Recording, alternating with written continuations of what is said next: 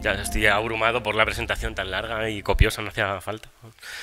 Pero eso que me da mis curro, ya sabéis, ya ha salido aquí, creo que es más sencillo. Y lo primero que quería hacer es agradeceros a todos que estéis aquí, que mostréis tanto entusiasmo, que año tras año sigáis apoyando estas actividades y que en particular que hayáis confiado en mí para hablaros de un aspecto que parece que conocemos muy bien en general, pero como siempre, cuando te pones a rascar un poco, te sorprende, siempre sorprende, ¿no? Siempre un templo es un lugar que no se mira igual en dos veces diferentes que vas, ¿no? Y yo lo que quiero destacar aquí un poco, así un poco he organizado la charla, es la particularidad del mundo ramesida en lo que concierne al mundo de los templos. Es decir, me voy a centrar más en las diferencias, en los cambios, que en las continuidades, aunque algo hablaré de esto al final también. De esa manera, primero, quiero presentaros algunos aspectos sobre la religión en esta época, los principales aspectos que cambian. Entonces, bueno, aprovecharé que estaréis más frescos que más adelante, espero, para introducir la parte quizá más complicada. Y a partir de ahí, con ese pozo, vamos a ver un poco cómo los templos reflejan en parte estos cambios y se adaptan primero en lo que son los espacios, luego en el programa logo icónico, los textos y las imágenes que cubren esos espacios y después los ritos que tienen lugar dentro de esos espacios cubiertos por textos e imágenes, ¿no? Y bueno, esa es un poco la aproximación que voy a realizar. Te había puesto esta diapositiva antes, pero bueno, ya como introducción. Y lo primero que quiero hacer también, me gusta siempre hacerlo, es destacar aspectos transversales del mundo egipcio con respecto a otros. Y es que los templos para los egipcios, pero no solo para los egipcios, eran lugares de encuentro de las diferentes dimensiones del cosmos y de la sociedad en su conjunto. Es decir, son espacios canónicos en el sentido del culto. Ya hemos visto ayer con Juan Carlos Moreno la dimensión económica y política tan importante. Yo voy a destacar más los aspectos, lo cognitivo, lo simbólico, lo religioso. Y el templo se configura, decía, como un lugar de encuentro, un lugar donde se sintetiza precisamente cómo la sociedad se entiende a sí misma, en un ideal, lógicamente, y cómo de alguna manera no solamente se proyecta, sino se configura su relación con ese mismo cosmos y con el ámbito de lo divino. De esa manera, cuando miremos a los templos egipcios, tengamos también presentes que son unos espacios muy dinámicos, no es ese espacio estático donde solamente tienen lugar rituales, sino son espacios de cultura también, son espacios donde se copian textos, se transmiten, espacios incluso de ámbito ahora cada vez más público. No será como el primer milenio, que cada vez se configuran, tienen mayor importancia en ese sentido, pero ahora empiezan a tener un carácter, en ciertas partes, algo más público, por lo menos en algunos momentos puntuales. Igualmente, hay tres conceptos, cómo entiendo yo que la religión de los pueblos antiguos, que va a estar subyacente a lo largo de toda la charla. No voy a insistir mucho más en ello, no he articulado la charla siguiendo estos tres conceptos, pero que sí, de alguna manera, van a estar presentes, subyaciendo constantemente. Me baso en los trabajos de dos prehistoriadores, Lewis Williams y David Pearce, que precisamente entienden que la religión se conforma por tres esferas que interactúan, se cruzan, son secantes entre sí, como ese diagrama que ellos ofrecen, que son las experiencias religiosas. Esto es un ámbito muy importante, vamos a verlo al principio, las creencias que se configuran a partir de estas experiencias y las prácticas que de alguna manera permiten hacer que todo esto esté vivo y que las creencias se dinamicen y a su vez generen nuevas experiencias que se retroalimentan. Este ámbito de la religión como algo complejo, multidimensional, es lo que de alguna manera lo entiendo yo y así lo he abordado. Repito, no lo voy a hacer ya explícito tantas veces, pero sí lo tenemos como marco de referencia para poder un poco seguir la charla, o así lo espero. Pues bien, ya sin más dilación vamos a entrar en los aspectos generales de la religión egipcia en este momento. Y yo quiero destacar precisamente que cuando hablamos de religión egipcia parece que es algo inmutable, que siempre fue así, que era una religión con unos dogmas que no cambiaron nunca, ¿no? Pues todo lo contrario. Tenemos una religión adogmática, una religión que cambia bastante a lo largo del tiempo, aunque es cierto que mantiene fuertes lazos, fuertes elementos de continuidad. De esa manera, el Egipto antiguo no fue una realidad inmutable, lo estamos viendo aquí. Como en el mundo ramesida precisamente es muy dinámico en las prácticas sociales, en la práctica política incluso, ¿no? Y en ese sentido tenemos que entender si la religión egipcia pervivió tanto tiempo, tantos años, fue, en mi opinión, porque precisamente fue cambiando.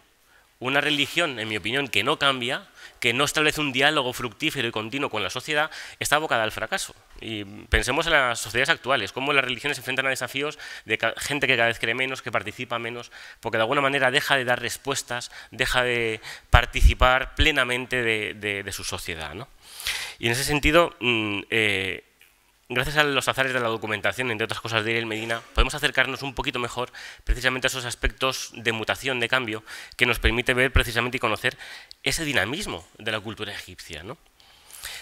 Igualmente, hay un trabajo que yo considero fundamental, en mi opinión, para entender lo que sucede en estos momentos. Es un trabajo del año 1995 de Pascal Bernice, donde habló de estableció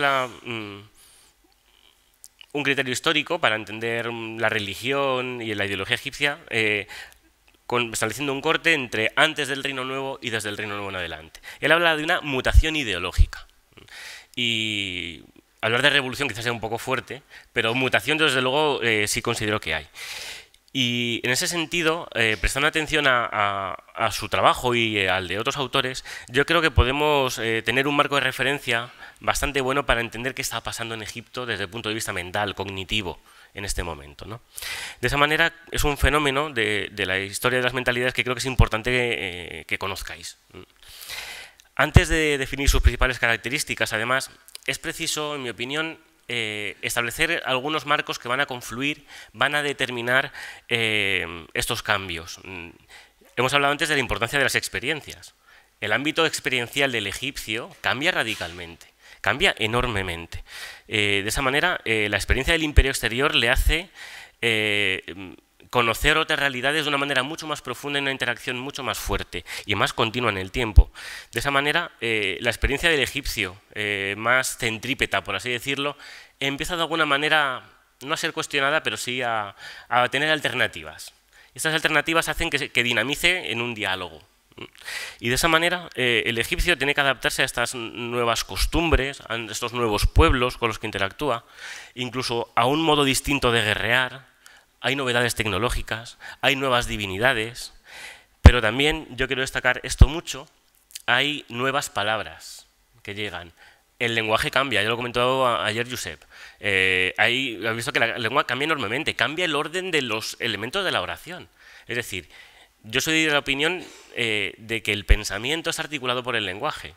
En mayor o menor medida, esto es muy polémico, ya lo sé, pero yo creo que lo marca mucho, ¿no? Pensamos como hablamos. Si cambia la manera de hablar, cambia la manera de pensar. Por lo menos la manera de interactuar con el entorno, la manera en que conceptualizas, verbalizas ese entorno. Es decir, los egipcios, quieran o no, están abocados al cambio, como lo estamos nosotros. Y yo creo que se ve muy bien en ese cambio lingüístico, precisamente. Lo que pasa ahora, justo en el momento ramésida, en la época ramésida, es que estos cambios eclosiones se nos hacen más visibles, cristalizan de modo pleno. Porque ya está presente la dinastía decimoctava, ya está Ajenatón, que tiene esa necesidad de hablar, expresarse como ellos mismos lo están haciendo, ¿no? Y hacerlo permanente así, ¿no? Pues ahora parece que eso cambia. Y en mi opinión los cambios en el lenguaje son muy importantes.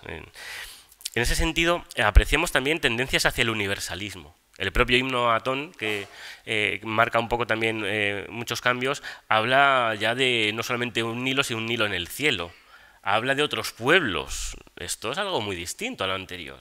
Esto es algo que, de alguna manera, no reconocemos aquí aspectos egipcios como tales, ¿no? De esa manera, fijaos que hasta en el libro de las puertas de Seti I, en el inframundo hay 4 pueblos o 4 grupos, 4 etnias, si lo queremos entender así, diferentes, que ya tienen cabida, se incluyen, de alguna manera, en el mundo religioso, que es el más conservador, el que tiene que adaptarse más a los cambios, ¿no? Le cuesta más. Yo creo que eso nos revela un poco los cambios de este calado, ¿no? Bueno, ¿en qué consiste entonces, en este marco de experiencias, estas nuevas creencias y estas nuevas prácticas, ¿no? ¿Qué características tiene esa mutación ideológica? Pues lo primero que destaca Pascal Bernice es la reevaluación de las relaciones que se establecen entre la divinidad, sobre todo el Dios creador, ahora vamos a hablar también de él, y de la sociedad humana y de los individuos.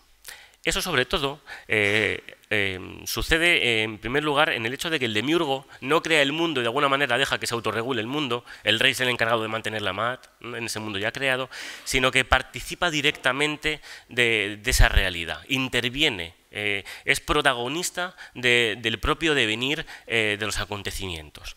De esa manera se relaciona de un modo mucho más directo con el individuo. Ahí veréis un texto de finales de la dinastía XVIII donde se habla precisamente de esto, ¿no? De cómo el dios, en este caso el dios Ra, es alguien que de alguna manera tiene en cuenta a la gente, está pendiente de las personas, de los sentimientos. Fijaos, conoce el interior de la gente. Eso es una novedad bastante diferente. Antes la manera de relacionarse con la divinidad es el rito principalmente. Ahora en cambio el dios penetra en los individuos. Literalmente dice aquí en el vientre, ¿no? Conoce el interior del vientre, conoce los sentimientos, ¿no? Lo que sucede en el tronco de las personas, ¿no? Igualmente es muy importante el hecho de que se institucionalicen maneras diferentes de interactuar con la divinidad. De esa manera, la divinidad está presente de una manera más habitual en la vida diaria, por así decirlo. Se interactúa con él. Aquí tenemos relaciones de ofrendas en el registro medio de esta estela, pero también se entiende que la divinidad participa de otras maneras en la vida individual. Aquí tenemos esta estela que es excepcional, la de Pentaweret, donde podemos ver muy bien cómo él mismo entiende que fue salvado por un cocodrilo por el propio Dios. De alguna manera interviene en la vida de la gente y se relacionan con ellos de una manera a veces incidental, de una manera más intensa, más, por así decirlo, íntima, en ese sentido. Por lo menos yo lo entiendo así. En ese sentido, esas formas de comunicación entre el hombre y el Dios empiezan a cambiar y empiezan a aparecer documentos ahora que antes no teníamos, donde se empieza a hablar de sueños, donde los dioses se manifiestan, se empieza a hablar de oráculos que antes no tenemos. Antes no hay oráculos, no hay sueños donde un dios se manifiesta, a pesar de la estela de la Esfinge, ¿no? Y otros textos posteriores donde ya el dios se comunica con el príncipe y le va a dar el trono, ¿no? Eso antes no lo tenemos. Cambia, hay una comunicación, como digo, más directa. El oráculo permite obtener una respuesta del dios casi inmediata.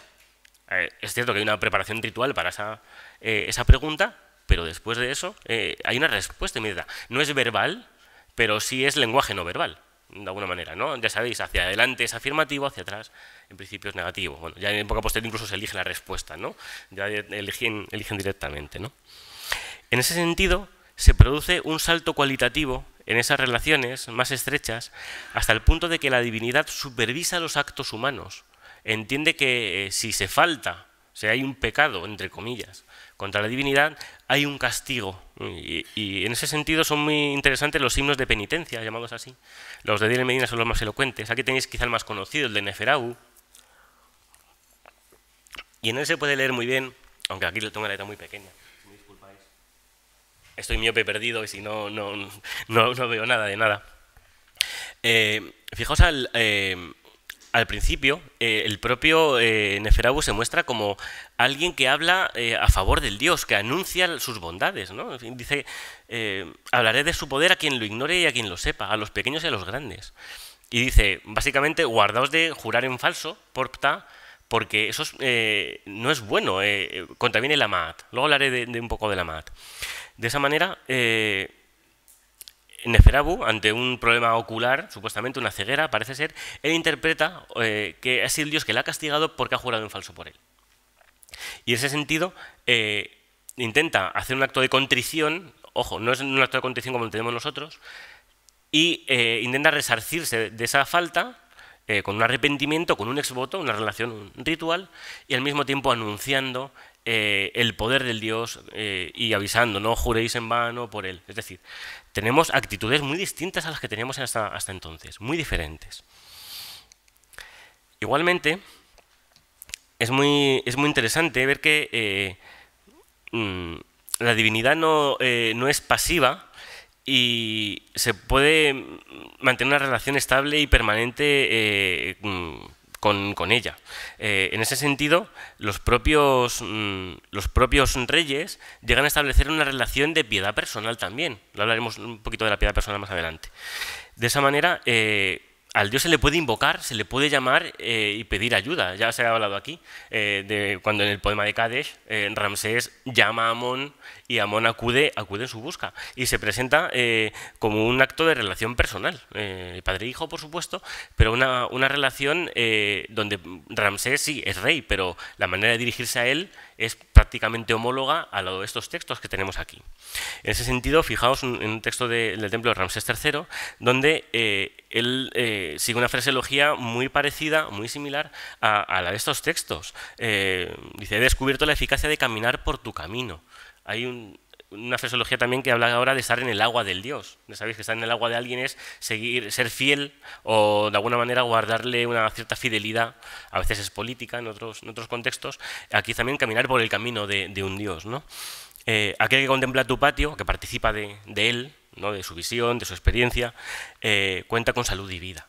Es decir, el Dios garantiza el bienestar si de alguna manera se es fiel. ¿Y eso por qué?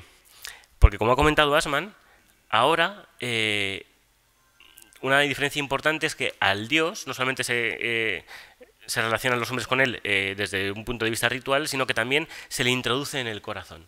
Ahora hay expresiones muy habituales que es la de poner a un Dios, o poner al Dios, en el corazón. Y es a partir de esa experiencia de interiorización de la divinidad, de seguir el camino, de estar en su agua, a partir de la cual es posible vivir de acuerdo con Ma'at. Siendo fiel al Dios, siendo piadoso con él, es como se está de acuerdo con la Ma'at. Ya no es esa justicia conectiva que dice Assmann de estar a bien con el prójimo, con lo que más o menos todo el mundo sabe que es Ma'at, y se trata de interiorizar Ma'at, ponerla en el corazón, sino que lo que hay que hacer es interiorizar al Dios para que así se pueda vivir de acuerdo con Ma'at. Si eres fiel al Dios, vives de acuerdo con Ma'at. Y esa es una diferencia muy importante. Otra diferencia muy importante la marca, claro, tenía que salir tarde o temprano, ¿no? El episodio amarniense. El episodio amarniense, no vamos a juzgarlo ahora, es muy complicado. Yo lo entiendo también, desde cierto punto de vista, como un revulsivo, como la cristalización y manifestación de aspectos importantes y transversales. De esa manera, a partir de ahora, Amarna nos pone de manifiesto ciertos procesos teológicos, quizá antes algo más soterrados, pero que durante Amarna y después de Amarna van a aparecer de manera más manifiesta. Ese contacto más directo con la divinidad, en parte interrumpido por el episodio amarniense, antes, para interactuar con la divinidad, tienes que pasar por el rey. Ahora, en cambio, acabado este episodio político, ya se puede establecer ese contacto más directo, quizás como un proceso de acción y reacción. Nos han interrumpido el paso hacia el Dios, ahora se vuelca precisamente todo el esfuerzo en dirigirse a Él, porque antes no se podía, ¿no? En ese sentido, aparece lo que se ha llamado la piedad personal. Yo entiendo que la piedad personal es algo que ya aparece en el tercer milenio incluso. Ahora bien, ahora es cierto que tiene un aspecto más institucionalizado, más formal. Es decir, podemos pensar que tiene una mayor vigencia o importancia social. De esa manera, eso sí es lo importante. La religión es un fenómeno social y se muestra más claramente, tenemos muchos más documentos, eso también es por algo, lo cuantitativo también es relevante, que nos hablan precisamente de estas prácticas. Es porque están cambiando las creencias, porque cambian las experiencias también, ¿no? En ese sentido, ¿hay piedad personal? Sí. No es privativo de Boca Ramésida, pero sí es un fenómeno muy característico porque pega un salto cuantitativo y cualitativo también. Igualmente, además de ese contacto que se busca ahora con más ahínco, hay una tendencia a formas, voy a decir, concentradas del mundo divino. Hablar de monoteísmo a mí no me gusta, pero formas que tienden al monoteísmo, a sintetizar el mundo divino, el politeísmo, en formas... en un menor número de formas, si lo queremos entender así, yo creo que sí. En ese caso, el texto más elocuente es el del Papiro de Leiden, que a nosotros también nos llama mucho la atención desde nuestra experiencia del mundo judío-cristiano, ¿no? Permitidme que lo lea. Todos los dioses son tres, pero luego entendemos que es solo uno, por lo que se deja leer en el texto, ¿no? Amón, Ra y Ptah, sin que exista ninguno igual a él. Ya se habla de uno solo, uno y múltiple, el libro de Hornung, ¿no? Su nombre está oculto, en tanto que Amón, lo intangible, ese aspecto trascendente que ahora va a ser muy importante, el aspecto de oculto que se manifiesta a través de ¿qué? De Ra y de Ptah, precisamente. Él es Ra en tanto que apariencia, literalmente que cara, que vista, lo visible, la apariencia visible, el disco solar, ¿no?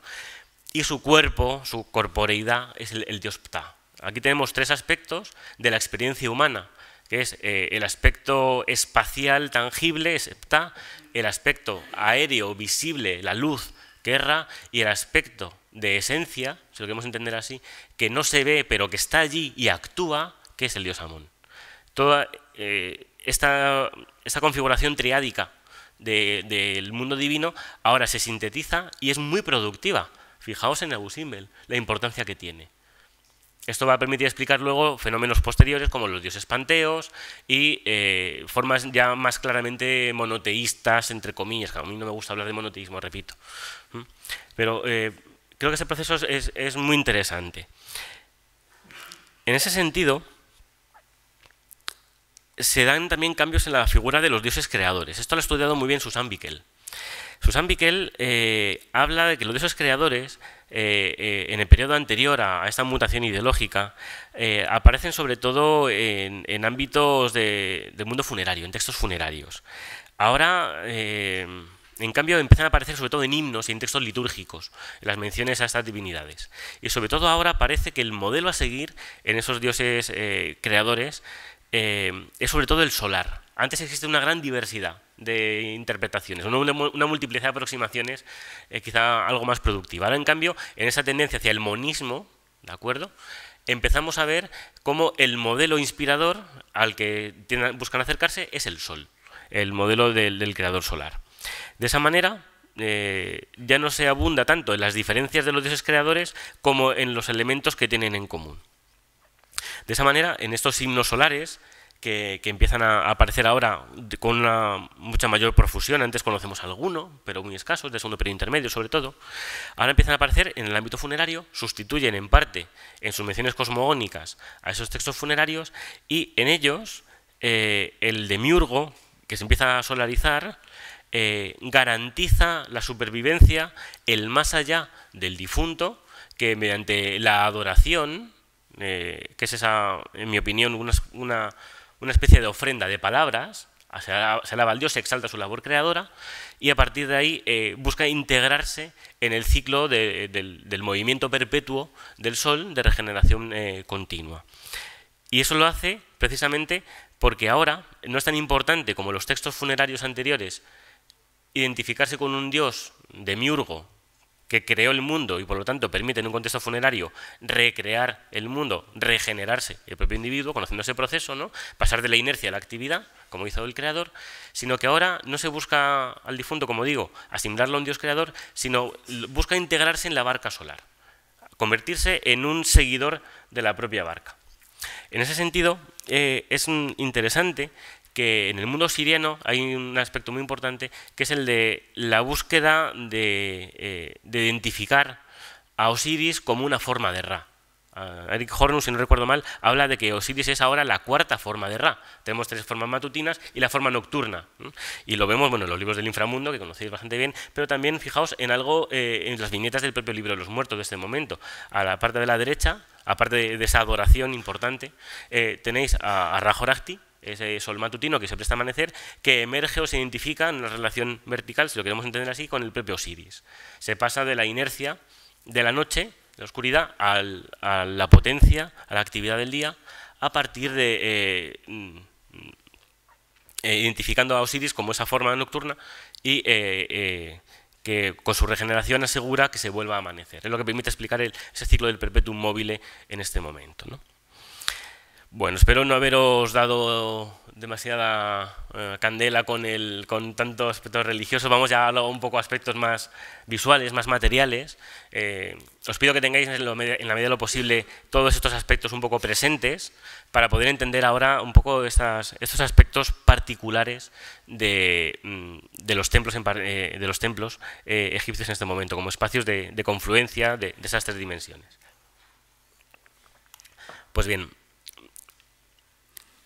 en la dinastía decimonovena vamos a ver cómo, recogiendo una tradición que empieza en la dinastía decimoctava, que ahora se va a modificar y se va a casi no canonizar, pero sí a fijar de una manera muy fuerte, vamos viendo cómo los templos ramesidas siguen esa línea de evolución de la dinastía decimoctava que va poco a poco perfilando un modelo básico de templo.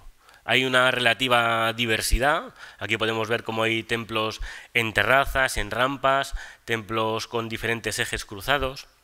la importancia también de los ejes en las puertas. Y poco a poco esa pluralidad que se ve muy bien en el Reino Medio, que hay plantas muy distintas en algunos contextos, empieza poco a poco a desdibujarse y a instituirse una mayor uniformidad en términos arquitectónicos. Sobre todo eso lo vemos al final de la dinastía decimoctava, a partir de Tutmose IV y Amenhotep III, donde ya tenemos templos que siguen una disposición que nos recuerda en mayor medida a lo que vamos a ver ahora en la dinastía XIX y XX y sobre todo ya en época del primer milenio. Aquí vemos sobre todo la importancia de los ejes, el orden, el tamaño decreciente de la sala según vamos avanzando al Sancta Sanctorum, por ejemplo, y la gran importancia que tienen también los pilonos, entre otros elementos, ahora veremos. De esa manera, es importante ver que el mundo ramesida no rompe, sino que lo que hace es coger una tradición y modificarla. Pues bien, ¿qué aspectos generales podemos señalar en cuanto a todos los templos ramésidas, o la gran mayoría, no todos son iguales, por supuesto, de los templos ramésidas de este momento? Pues lo primero es el mantenimiento, porque se puede haber dotado alguna alternativa, de ese eje procesional central como médula espinal en los templos, es decir, la importancia que tiene lo axial. Aquí tenéis tres templos bastante distintos, un templo de culto divino, un espeos no construido sino esculpido, un hipogeo, un templo hipogeico y un templo funerario. Y los tres siguen, tienen esa importancia tan marcada de lo axial. En conexión con este principio es muy importante la secuencia de puertas monumentales, con patios que a menudo se cierran entre medias, configuran espacios diferenciados, recluidos, espacios a veces de exclusión, que no permite la entrada de personas que no tienen el privilegio de oficiar. Ya hemos visto, como comentó Juan Carlos ayer, la importancia de ser sacerdote o no, los privilegios que accede, pero también a nivel social. Eres sacerdote, estás en contacto con la divinidad, llegas donde no entran otros, que esto es algo también muy importante. En ese sentido, estos espacios que ahora se empiezan a crear cada vez más complejos, más grandes, además de crear dinámicas de inclusión y de exclusión, esto lo estudia muy bien también John Baines, y promueven también las dimensiones de movimientos, de direccionalidades, lo que son los caminos, los ejes también. En ese sentido, es muy importante también la importancia que van a tener los ejes festivos, luego veremos algo de esto, para configurar también esos aspectos. Igualmente, antes ya existía este principio, pero ahora se empieza a fijar de una manera más clara la existencia de santuarios secundarios o ancilares, como lo queráis llamar, que se empiezan a configurar en torno al santuario principal, de una manera muy regular en sus dimensiones geométricas. A mí me recuerdan en parte, sobre todo el tercer caso de la derecha, a las girolas de las catedrales medievales, un poco esas capillas anejas, no solamente en la parte del final, la girola, sino también alrededor, que en las catedrales lo vemos mucho más claro. Hay una cierta diversidad, según la época en que esté hecha, pero mantienen unas mismas proporciones. Pues aquí lo vemos ahora de una manera mucho más clara. Sobre todo es visible en los templos funerarios, que acogen también por la importancia de esas procesiones un buen número de cultos o de figuras divinas. Pues como veis también hay diversidad en las plantas. Es mayor regularidad, pero no quiere decir que sea todo tan estricto. En época tolemaica esto ya se ve mucho más claramente. Es muy difícil diferenciar en tamaño de las salas alrededor. Eso se empieza a configurar ahora de una manera mucho más clara. Igualmente empiezan a ser mucho más frecuentes las ideas de la sala hipóstila con la nave central. Esto ya el precedente lo marca Tutmose III en el Akhmenu de Karnak. Es el principal precedente que conozcamos, que se ha conservado bien. Eso también es muy importante. Ahora bien, ahora ese principio no solamente se retoma, sino que también es un principio rector muy importante. Y empieza a configurar en buena parte los espacios que ahora tenemos. Esa importancia de la sala hipóstila, sobre todo del eje central, que es el eje de la procesión, el eje por donde va a pasar el dios. Y en ese sentido no solamente tenemos el templo, los ejemplos clásicos, el Ramesseum, Karnak, también tenemos los pobres templos de Menfis, que de los que solo quedan apenas las basas de columnas y los cimientos. Tienen que ser templos impresionantes, por lo que sabemos. Ahí tenéis una reconstrucción ideal. Y a este sentido, permitidme que haga un apunte. La palabra en griego para Egipto, que ya conocemos en Lineal B, en micénico, es precisamente la del templo del Ka-Depta en Menfis. ¿Cómo sería ese templo? Para que un griego tuviera como referencia para todo Egipto ese templo. Yo me hago esa reflexión lo dejo ahí y si queréis pensar sobre ello, ¿cómo sería, qué es lo que no tenemos, lo que no conocemos? Sé que eso queda un poco negativo decir estas cosas, pero también pensemos que cuando a veces reconstruimos historia de Egipto, hacemos una historia del Alto Egipto.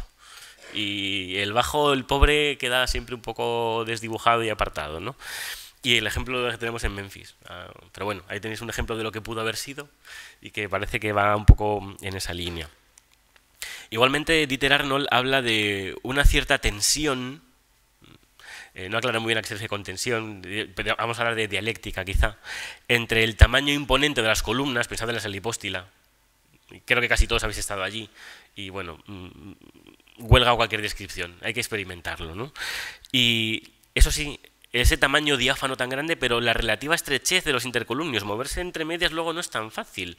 Pensad incluso si hay que moverse con una barca, llevando una barca, apenas puede salir del eje procesional, del eje principal. Es complicado, es decir, es la mezcla entre un espacio enorme y la angostura al mismo tiempo, ¿no? Y además a oscuras, que eso también es una parte de la experiencia que hemos perdido. Todo lleno de colores y a oscuras. Y esas angosturas, ¿no? Uno de los rasgos de la sacralidad para los egipcios es lo que es sheta, lo que es misterioso, secreto, pero también difícil, complicado, enrevesado, ¿no? Bueno, vuelvo un poco al eje principal, precisamente, de mi charla, y también es importante también un elemento muy característico de este momento, la presencia de patios que tienen filas de pilares con estatuas colosales del monarca. Las hay osiríacas, que aquí las tenéis las del Rameseo y el templo de Ramsés III, pero también las hay del monarca sin el sudario que lo envuelve, eso sí, con las piernas pegadas, lógicamente, no deja de ser un elemento arquitectónico y tiene que garantizar su estabilidad, pero también aparecen con coronas y vestimentas que no son propias de ese ámbito estrictamente funerario o de renovación. Igualmente, Dieter Arnold, de manera muy sugestiva, habla de la introducción de elementos que tienen un carácter, y leo literalmente lo que dice él, teatral y barroco. ¿Qué quiere decir teatral y barroco? ¿No? Es un anacronismo clarísimo. Teatral no tanto, quizá eso sea otra cuestión para hablar, ¿no? Había dramas o autos sacramentales, entre comillas, en Egipto antiguo, pero bueno.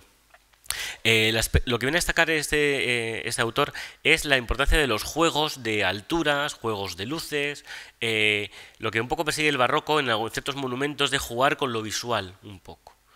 También tenemos que entender esto quizá con dinámicas diferentes del culto. Eso sirve al culto principalmente, no para que alguien lo vea. Entonces yo lo derivaría por esa idea, pero quiero también recoger otras opiniones. Creo que también es interesante que cuanto menos unos adjetivos puedan ser ocurrentes, puedan ser sugestivos. En ese sentido, un primer elemento teatral, entre comillas, son esos patios que combinan en un lado columnas y en otro pilares antropomorfos, por así decirlo, ¿no? Con la forma del rey. De alguna manera configuran espacios diferenciados dentro de un mismo ámbito. Yo también lo llevaría por otro lado. Yo creo que en realidad lo que están haciendo es crear un espacio polisémico, crear muchos significados en un mismo espacio. La prueba la tenemos en las inscripciones de la Salipóstila de Karnak, donde se dice al mismo tiempo que la propia Salipóstila es un templo entero, es una sala de fiestas, es un patio, no es un patio, es columnado, pero es un patio festivo. Es decir, tenemos una polisemia del espacio, es decir, tenemos en realidad una multiplicidad de aproximaciones como espacios significativos, que son los templos donde se recrea la realidad continuamente, no pueden dejar de significar muchas cosas a la vez. De esta manera, aquí tenemos un elemento que de manera muy clara está diciéndonos, en mi opinión, que tenemos un espacio polisémico polivalente. Nos está significando muchas cosas juntas, ¿no? ¿Cómo hago eso? Bueno, pues coloco unas columnas a un lado y los pilares osiríacos, bueno, son los osiríacos, pilares del rey al otro, por ejemplo. Otro elemento que yo creo que tiene que ver más con la noción de exclusión y de diferenciar espacios, él lo incluye en esos espacios teatrales, es la presencia de lo que se llama muros pantalla. Yo puedo emplear otro anacronismo, son como canceles, es decir, muros bajos, que lo que hacen es delimitar un espacio y otro. Esos muros bajos que se han conservado relativamente bien en un templo de esta época, es el de Gnás el Medina, el de Heraclópolis Magna, precisamente, que parecen delimitar claramente el acceso y además lo que hacen, en mi opinión, es marcar más claramente, si cabe, ese eje principal. Al mismo tiempo sirve para que, como podéis ver, el monarca ponga su titulatura en esos signos que luego veremos, ¿no? Que ya comentó Josep ayer, ¿no? Igualmente, también en esa noción de espacios diferenciados es el empleo de galerías elevadas. En el mismo patio no se mantiene a la misma altura. Ya vemos de una manera mucho más frecuente, aunque ya hemos visto que había algún precedente, vemos rampas y vemos alturas diferenciadas, ya en el mismo espacio. Es decir, en esos espacios polivalentes se empiezan a crear jerarquías diferenciadas de acceso y al mismo tiempo parece que se empieza a configurar ese simbolismo, mejor conocido para la época tolemaica, de ese carácter cada vez más recluido, más secreto de introducción en ese tiempo primordial de esos espacios y en ese tiempo primigenio, que al mismo tiempo es un ascenso hacia el ámbito de lo sagrado, ¿no? Igualmente, también puede entenderse en ese sentido teatral que comenta Arnold el empleo de fachadas a varios niveles diferenciados, fachadas imponentes. Medinet Habu es una pena, no lo podemos ver actualmente como está, pero tenía un nivel de acceso, ese desembarcadero, que desde luego tenía que ser bastante impresionante. Pensábamos además todo pintado de colores y en un ámbito como una procesión, con las barcas de los dioses destellando con esos metales preciosos. Y además todo eso precedido por esa imagen del rey con la masacre del enemigo, ¿no? Y como una fortaleza. No tenemos que descuidar lo visual, es cierto, y si acaso tenemos que tenerlo más en cuenta, en mi opinión, es precisamente aquí, que es en el espacio exterior, donde la mayoría de la población sí lo puede ver.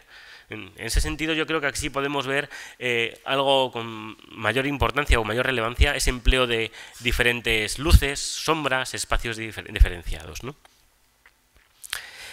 Igualmente, empieza a haber templos o plantas, configuraciones nuevas, espacios nuevos o inéditos, que en mi opinión cuanto menos son una renovación de precedentes.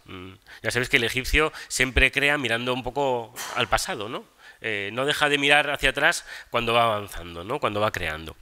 Un primero de ellos es el Osireion, que conocéis bastante bien, es un espacio que parece que evoca esa tumba de Osiris sobrelevada de las aguas primordiales, como un islote central, con una planta con fuertes componentes de simetría en ese túmulo, y que en mi opinión, eso es algo ya más personal, está inspirado en modelos que están en la propia Abidos y que evocan esa tumba de Osiris, desde ese enterramiento, no sabemos si es su tumba o no, de Senuseret III, que parece evocar ese ciclo quizá del sol, o quizá la tumba de Osiris, no está muy claro, a la tumba que hace Ahmose II, que ya vemos que tiene patrones más definidos, esa planta un poco más simétrica en la galería, la parte columnada, y sobre todo, en mi opinión, esa tumba de época tinita del rey Yer, que es reconfigurada en el Reino Medio como la tumba de Osiris, donde se destaca, fijaos en el tamaño cuadrado, esa presencia de elementos como pilares, pero sobre todo la presencia del lecho con la tumba de Osiris, o ese lecho quizá que estuviera en el islote central del Osireion, donde Osiris de alguna manera es velado, los misterios que tienen que ver con su renacimiento parecía que tienen lugar aquí. Igualmente, en ese mismo templo de Seti I en Abidos vemos bastantes novedades. Aun siguiendo muchos aspectos que ya hemos comentado, por así decirlo, canónicos, entre comillas, vemos también elementos novedosos. Aparte del Osireion, que lo tenéis detrás, tenemos un pilono en el lado opuesto, en el desierto. Que esto es algo distinto. Lo que está en realidad es sirviendo posiblemente a ese eje procesional. Y además está alineado precisamente con el Osireion y con las capillas osirianas que veremos más adelante. Igualmente, es muy particular el hecho de que no haya un santuario, sino 7. Uno dedicado al rey, lógicamente, para identificarse con Osiris. 3 a la triada osiriana, que es la propia del lugar. Pero tenemos a otros 3, que en principio no tendrían que estar allí, pero son esos dioses fundamentales, imperiales, lo que queremos llamar así, que son Amón, Ra y Ptah, los que han aparecido en el papiro de Leiden de antes. Y además, es muy revelador, en mi opinión, que la nave central no solamente sea distinta, fijaos en la falsa puerta, que es diferente de las demás, sino que además la central esté dedicada a Amón, el dios más importante, el dios que aglutina, de alguna manera, todos los aspectos de la experiencia con lo divino, lo oculto y lo visible, Amón y Ra, por un lado, ¿no? En ese sentido, vemos aquí de una manera, en mi opinión, muy clara la cristalización de esos desarrollos teológicos que tenemos aquí. Comparemos esto con Abu Simbel, ¿no? Un poco lo que he comentado antes. Igualmente, en esa zona osiriana también es muy novedosa la manera de disponerse, según eje norte-sur. en contraste muy marcado con el eje anterior. Tiene incluso algunas salas ciegas cerca y sobre todo, lo veremos más adelante, es particular por la decoración que sigue. Vale. Igualmente, hay que destacar, o como otro ámbito importante de espacios, los templos funerarios, que ahora tienen...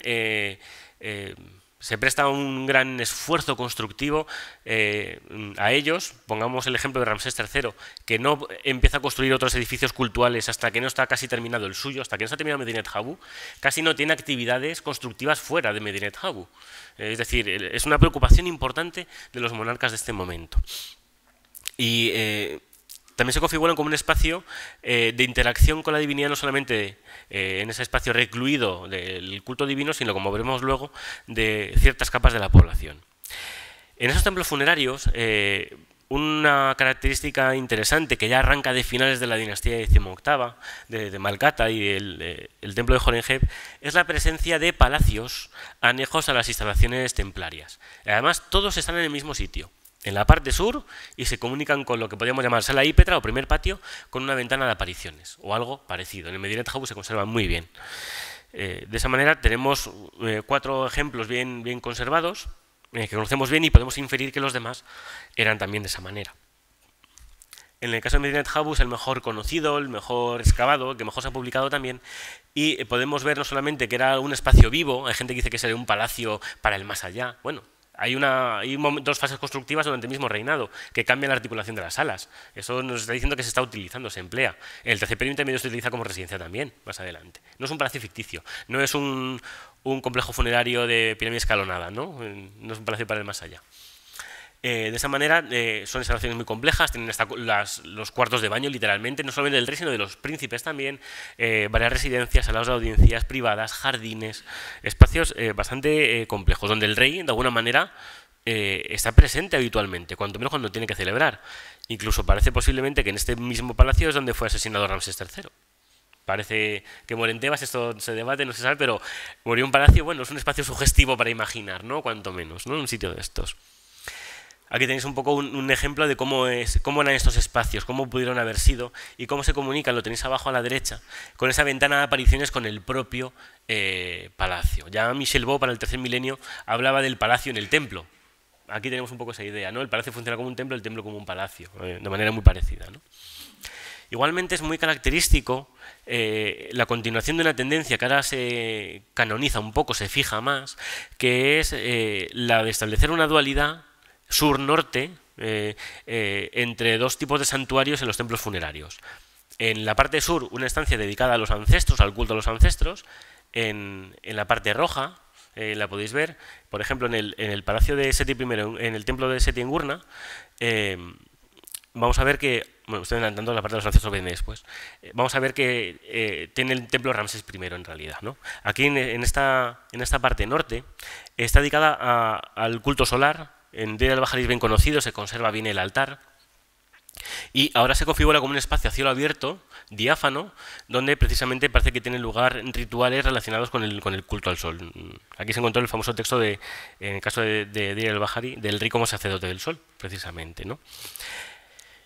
En la parte sur se configuran lo que podríamos llamar espacios en color rojo, dedicados al culto al ancestro, a los ancestros, y que tienen que ver con ese aspecto más osiriano de vinculación con el padre difunto, con el ancestro fundador de alguna manera, con el que buscan acercarse y legitimarse.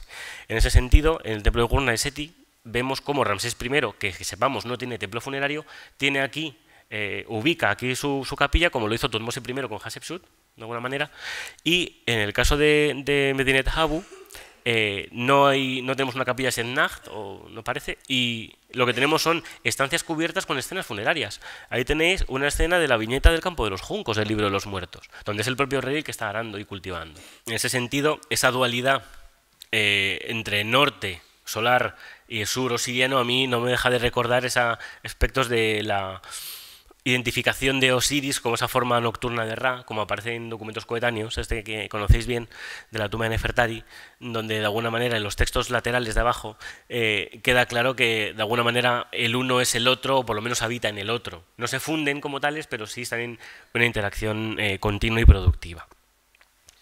En los templos nubios llama mucho la atención la tendencia, no es que sea solo así, la tendencia a levantar templos a partir de la propia roca o a partir de los promontorios. Y además a un tamaño y a una escala inéditos. Son espacios enormes, excavados, que es algo muy complicado. Hay que garantizar la estabilidad, entre otras cosas, de las estructuras, como no se había visto hasta entonces. El ejemplo de Abu Simbel creo que es el que mejor conocemos todos y el más notable en ese sentido. Ahora se da un fuerte impulso a esto. Aquí tenemos una lista donde se localizan los principales templos de esta época que tienen ese carácter de espeos. Y además parece que si hacemos una lista de los más significativos, he marcado en rojo los que precisamente se construyen en esta época. He separado Egipto de lo que es Nubia, Egipto al norte, arriba, y la parte sur, Nubia abajo, y no solamente cómo se instituyen nuevos espacios, sino que también, lo tenéis a la derecha, se renuevan o se amplían también en estos momentos. Es decir, hay un interés en este tipo de templos. Madame de Gosnoblecourt habla de una especie de interés por favorecer la crecida, templos vinculados con la crecida. Ingar Hain habla de interés político, de asentarle el dominio político del rey, y lógicamente lo tiene. Lo explicó muy bien Juan Carlos, yo creo que me remito a él. El templo sirve para poner en valor tierras y establecer un orden político, ayuda a asentar un orden político en muchos sitios, ¿no? Pero yo también, en mi opinión, también hay tradiciones, creo que ellos están retomando y revitalizando. Y es curioso que yo veo que en el ámbito nubio la importancia de la montaña es muy notable, ¿no? La idea de la montaña aislada, natural como el Jebel Barkal, o quizá artificial como la de Fufa. Pero es una odía mía personal, podéis criticarla lo que queráis. La idea de remontarnos a esa roca donde se establece el contacto con la divinidad, ¿no? Aquí tenéis la imagen de Ramsés II con el amón de Jebel Barkal, que creo que es la más clara en ese sentido, ¿no? En ese sentido, incluso si cogemos Abu Simbel, la gran fachada, permitidme que haga una pequeña lectura, llama mucho la atención que la fachada sea de un solo pilono, una sola montaña, si lo queremos entender así. La idea del lugar central. Quizá la función del pilono la hacen los dos colosos de Ramsés, ¿verdad? Hacen esa forma de pilono, de horizonte, como queréis verlo, entre el cual está el sol, ¿no? Es una idea que podemos debatir, si no. Y yo creo que en la propia fachada de Abu Simbel, esa idea del lugar central como una montaña, un benben en el fondo, porque arriba, lo conocéis creo que todos, están esos babuinos que adoran al sol, aparte del propio destacadísimo Rajorakti en el centro, ¿no? Yo creo que hay en mi opinión, se retoman tradiciones nubias, se reconfiguran y se les dan valores también propiamente egipcios, lógicamente. De esa manera, en estos espacios, a finales hacia la dinastía 20 ya aparece conformado lo que parece un modelo de templo egipcio, en lo que has entendido como esa forma clásica o canónica. Una avenida, puede tener esfinges o puede no tenerla, el pilono con estatuas y con mástiles, una sala, un primer patio, sala hípetra, con rampas, salas hipóstilas, el Santa Santorum, las capillas ancilares alrededor. Y es siempre como que cogéis un libro y os hablan del modelo de templo egipcio, cogen el de Honsu. Siempre, ¿no? Un poco, porque es pequeñito, no tuvo muchas ampliaciones y se ve todo mejor, ¿no? Es más sencillo. Pero no solamente eso. Es curioso que ese modelo de templo canónico, por excelencia, lo lleve a cabo Ramsés III en el templo de Honsu, en el templo de Mut y en el templo de Amón. De alguna manera se sigue el mismo modelo, con variaciones, lógicamente, pero lo tenemos en este momento configurado ya por él, como que con él parece que ya se fija un modelo más estandarizado, siempre hay variabilidad, depende también mucho del dios al que se quiera honrar, pero lo vemos ya en la dinastía 20, que siempre se habla, bueno, arquitectónicamente copiaban a Ramsés, no eran muy originales. Yo creo que lo contrario, lo que hacen es depurar, buscar su propio modelo, y es tan efectivo ese modelo que es el que de alguna manera va a servir de base para después. Por eso cuando se habla a veces de la arquitectura de época ramésida, se tiende a denostar un poco falta de originalidad, repetición, la emulatio Ramsés, ¿no? Continuamente. Bueno, miremoslo de una manera más matizada, más despacio, ¿no? En ese sentido, es muy interesante que esa idea de modelo de templo también la tenemos en otros templos en miniatura, si lo queremos llamar así. La idea de templo es, sobre todo, un espacio con pilonos y el resto, ¿no? Y de hecho aparece así en esa famosa maqueta del Museo de Brooklyn, que apareció en Tel Yahudilla, quizás el templo de Heliópolis, donde precisamente tenemos aquí esos tres elementos básicos, elementos exteriores, obeliscos, estatuas, quizá en la avenida, tenemos el pilono y tenemos el resto del santuario. Santuario que en este caso quizá sería un templo dedicado a Heliópolis. Otro templo que no tenemos nada, prácticamente. En mi opinión era el templo más importante de Egipto. Desde luego era más grande que Karnak, casi el doble. También pensemos, si Karnak nos abruma, pensemos un templo, un recinto templario, mejor dicho, que era como el doble de grande y que del que nos ha llegado, bueno, los obeliscos que están en Roma, muchos de ellos, ¿no? Vienen de allí. Está debajo del aeropuerto, ya sabéis, en Mataría, pero bueno. Dietrich Raue persiste en sus intentos de sacar cosas a la luz, pero pensemos que cuando un egipcio salía fuera, los templos conocidos eran, ya he dicho, el Lepta de Memphis, pero también era el de la bíblica On, el de Juno, el de Heliópolis, ¿no? Pensemos que no todo era tebano, no todo era alto egipcio, también hay otras realidades que nos faltan en nuestro mosaico, que nos faltan muchísimas teselas. Pero bueno, no por ello dejamos de conocer cosas interesantes. Otro templo en miniatura muy interesante es el santuario para la barca de Seti II, que además de ser una estación para la barca, la configura, si os fijáis en sus formas arquitectónicas, como un mini templo. Es un templo pequeñito y al mismo tiempo un recinto de 1.000.000 de años. Es un espacio polivalente, es un templo como tal, exento, es una estación para la barca y en los textos nos dice que es su recinto de 1.000.000 de años, lo que permite entender también cómo está configurado en su interior. De nuevo, son espacios múltiples, polivalentes, polisémicos. Bueno, ¿qué aparecía en las paredes de estos espacios? Perdón por el palabrólogo icónico, pero creo que es la mejor manera de definir esa unidad de palabra y texto. No podemos, tenemos que mirar el texto, tenemos que leer la imagen un poco. Bueno, pero bueno, ya. Pues bien, lo primero que tenemos que hacer es también, tenemos que servirnos para hablar de la especificidad ramésida de la historia del arte. Conocer aspectos también que tienen que ver la manera de ejecutarse.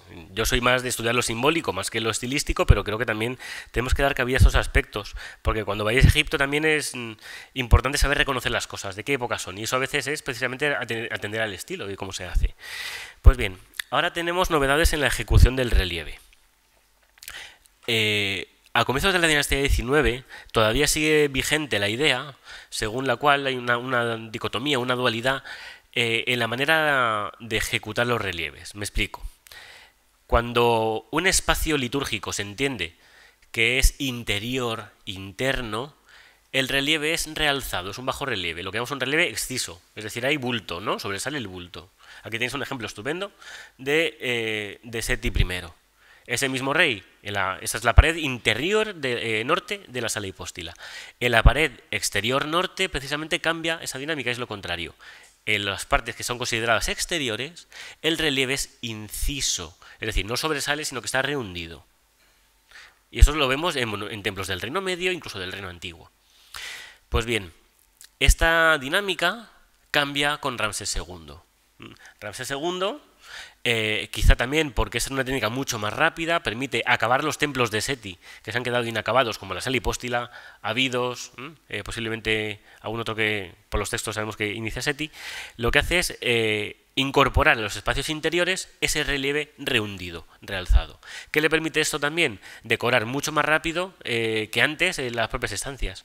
Le permite, en espacios tan grandes como los que configura él ahora por todo Egipto y por Nubia, le permite decorar, entre comillas, o articular un programa logo icónico de una manera, en ese sentido, más efectiva. Dice, bueno, a lo mejor no es tan importante esa dicotomía, lo importante es que tenga un programa logo icónico. Entonces, empezamos a ver ahora cómo en lugares interiores de los templos cambia esta técnica y es el relieve, ese relieve rehundido, que lo queremos entender así. En ese sentido, cambia la manera de articularse también los textos. Lo explicó ya muy bien Josep, no voy a insistir mucho más en ello, simplemente lo recuerdo. Cambia, por así decirlo, el canon. Lo que se llamaría en tipografía la caja tipográfica del signo, pasa de ser un cuadrado, como me explicó Josep, a ser un rectángulo. Y de esa manera, en vez de tener dos a veces 3 filas de signos, tenemos hasta 6 hileras de signos. Y no solamente tenemos más hileras de signos, ¿no? Quizá este barroquismo del que habla un poco Arnold, también son textos, sobre todo en los textos de dedicación, en los textos del protocolo real, donde ese carácter quizá propio, nuevo, de la importancia del relieve hundido se exagera y se profundiza mucho. Hay gente que habla que es para evitar que se usurpen los textos, ¿no? Desde luego lo hace mucho más difícil. Fijaos aquí la figura de Tatenen, que vamos, prácticamente puedes meter casi los dedos dentro, incluso un poco más. Yo he visto palomas refugiarse en signos jeroglíficos en Medinet Habu, como si fueran, no hace falta hacerse el nido, se meten dentro de los signos jeroglíficos, ¿no? Hay gente, bueno, que habla de eso, no, es para que no los usurpen. Bueno, también Arnold, un poco más escéptico, dice, bueno, es que en realidad potencia la vitalidad del signo. Bueno, yo creo que también lo estilístico también juega un papel, el aspecto de diferenciarse. Alguien cuando ve esto sabe de cuándo es y posiblemente quién lo ha hecho. Esa es otra cuestión.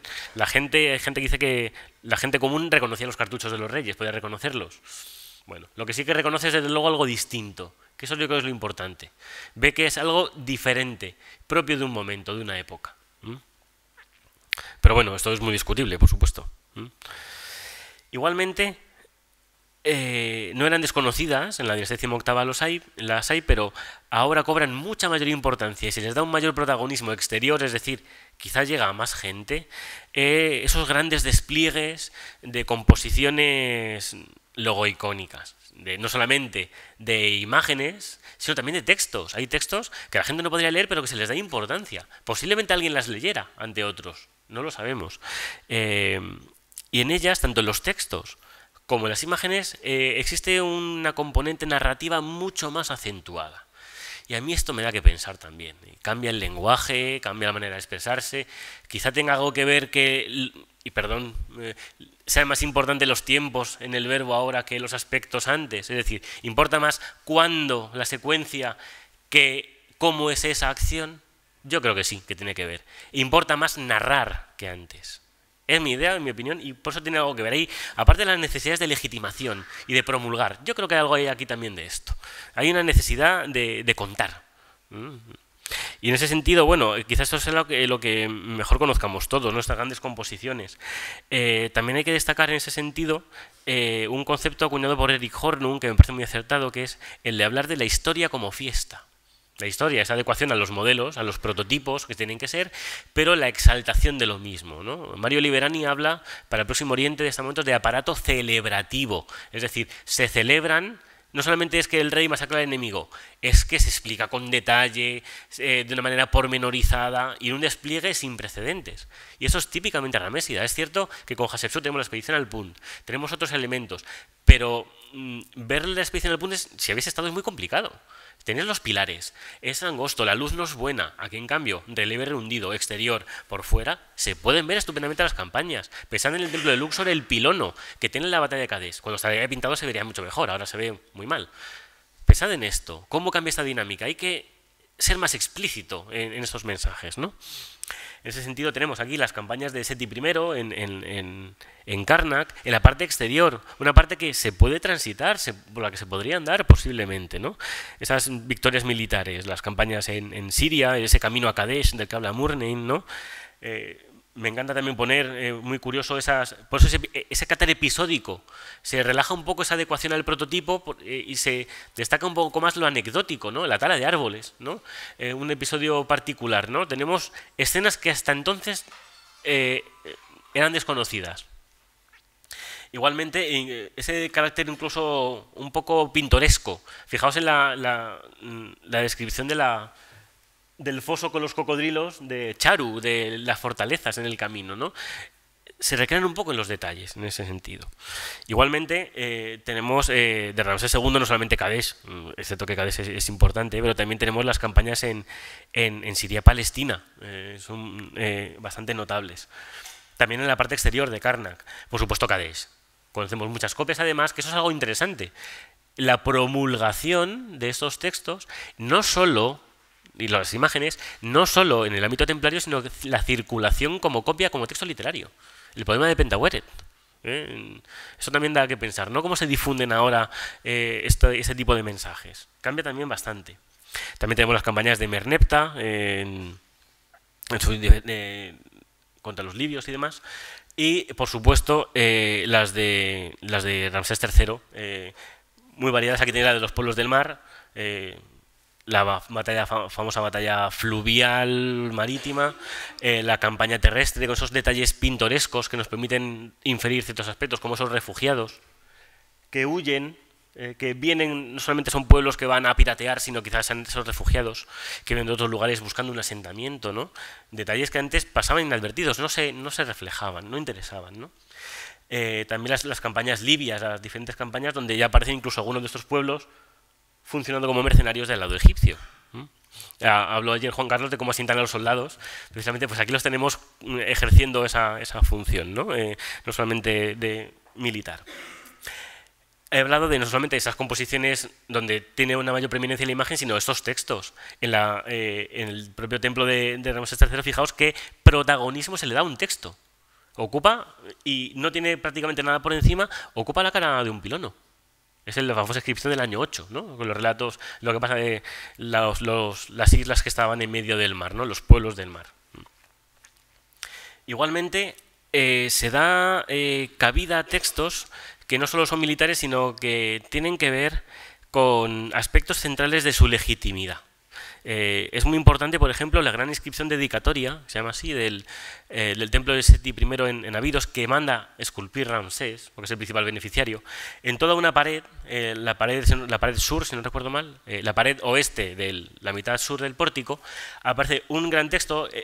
He tenido que pegarlo con varias imágenes para que veáis lo largo que es, donde, aparte de aspectos religiosos que tienen que ver con la dualidad Osiris-Ra, lo más importante, que casi es al principio, cuando a Ramsés recuerda cómo Seti le nombró Iripat, heredero, y lo asoció al trono, ¿no? Esa importancia de la legitimidad. Luego vienen aspectos religiosos que validan todos esos asertos, pero la importancia de enfatizar esos aspectos de legitimidad. Si habéis estado en Abidos podéis ver que el tamaño de la composición es tremenda, es muy grande, y el protagonismo de nuevo que se le da a un texto. Esto lo quiero destacar también. Igualmente, lo comentó ayer José Lul, no le voy a entrar mucho más, una novedad son la introducción de las filas de hijos reales, sobre todo con Ramsés II, en muchos monumentos, lo contó él con detalle, no voy a insistir mucho más en esto, pero también en Medinet Habu, principalmente con Ramsés III. Estas listas que dan tanto juego, ¿no? Para elucubrar y demás. En cuanto a las escenas de carácter del culto, del rito, también hay novedades importantes. Bueno, perdón, antes de esto, también es importante en esos aspectos de legitimidad la importancia que se da ahora a las listas reales, que antes, bueno, tenemos listas un poco particulares, son listas más bien litúrgicas en altares, con reyes de segundo periodo intermedio, elementos que podemos inferir que hay un orden, pero no es una lista real como tal. De hecho, el canon de Turín es de época de Ramsés II. Parece ser, ¿no? Tenemos también la lista de Saqqara. Aquí tenemos la famosa lista de Abidos. En un marco litúrgico, de vinculación con los ancestros, por supuesto los legítimos, ya sabéis, que faltan los reyes que no tienen que estar, ¿no? Y además aparece de manera repetida, no solamente en tumbas de particulares, la lista de Saqqara, la tumba de Chenroy, ¿no? En Saqqara, sino también en el ámbito de los templos, propiamente, sobre todo en Abidos, lugar donde es muy importante aspectos como la sucesión, ¿no? Y ya como decía, desde el punto de vista de el programa lo icónico, también hay novedades en la expresión de las escenas rituales. Parece que es algo que nunca cambia, que siempre es igual. El rey hace una ofrenda de este tipo, hace una ofrenda de este otro, hace una adoración. Parece que no hay mucha variación, mucha variabilidad. Pues ahora sí tenemos, sobre todo, la disposición de series. En ese carácter un poco narrativo, entre comillas, empezamos a ver cómo se destaca la secuencialidad, que es algo que antes teníamos la escena emblemática, o dos momentos cúlmenes, por así decirlo, ahora ponemos más bien la secuencia. Una primera de ellas es el ritual de culto diario que aparece en Abidos y en el papiro de Berlín, y ahora se le da mucha importancia a presentar esa secuencia, donde el texto también tiene mucho que decir.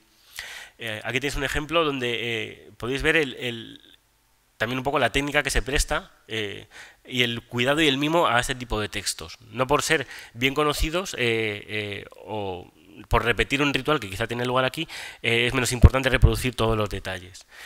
Igualmente, un ritual que aparece ahora es el que se ha denominado, tiene estos problemas, el ritual Amenhotep I. Parece que es un ritual que tiene que ver con ancestros reales para algunos.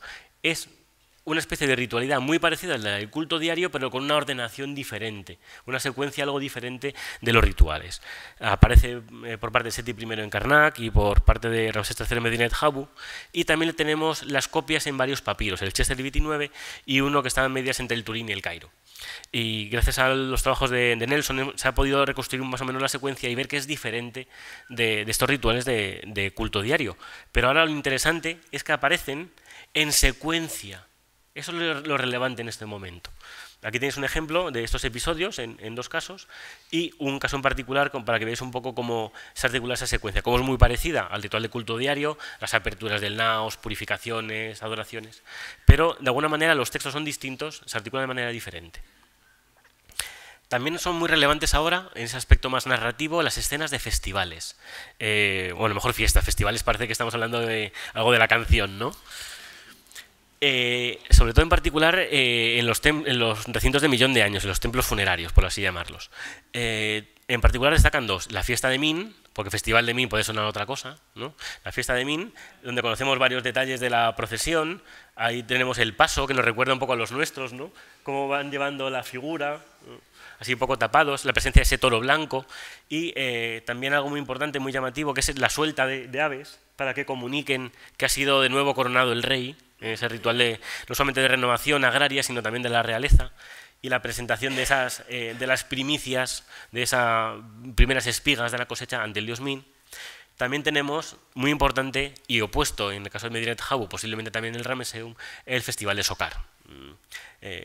Posiblemente también de tipo agrario, siriano, pero bueno, de Sokar podemos hablar mucho y no creo que no es el lugar.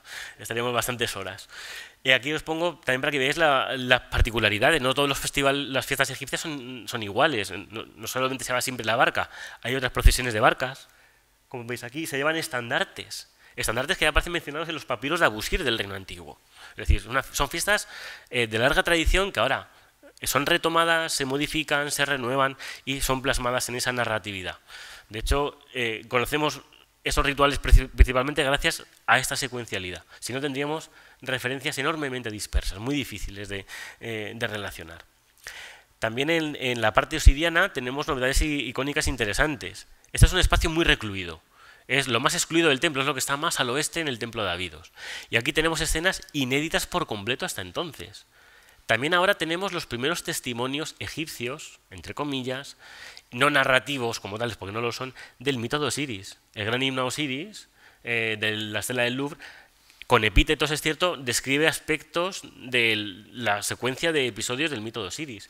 Pues ahora tenemos elementos que hablan de esos aspectos del mito de Osiris, puntuales, escenas concretas que tienen que ver con la regeneración, como es la fecundación de Isis para engendrar a Horus, donde el propio Horus está presente, ayuda como el hijo, ¿no? Es un poco una imagen proléptica, anticipa lo que va a venir, pero también imágenes que no tenían cabida hasta entonces, que es el propio Osiris masturbándose, regenerándose en definitiva, siguiendo ese modelo un poco del creador. Esto antes no aparecía representado. Es completamente inédito. Es cierto que es muy recluido. ¿Quién tenía acceso a esto? Prácticamente nadie. Pero el hecho de que se represente es un salto. Es algo diferente. Hay una necesidad de representarlo, de que sea en la piedra permanentemente, de que su mensaje se instaure en la realidad de manera continua. Yo no sé a qué obedece este afán, pero sí creo que es importante destacarlo.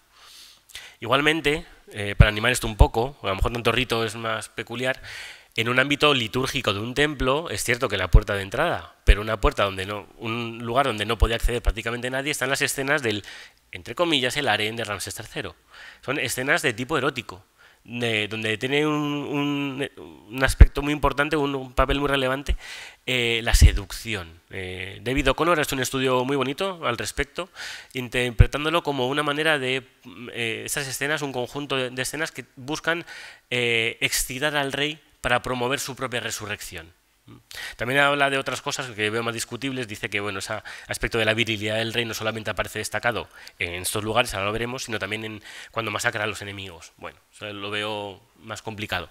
Pero aquí vemos elementos que, si lo podemos decodificar bien, hablan de sensualidad.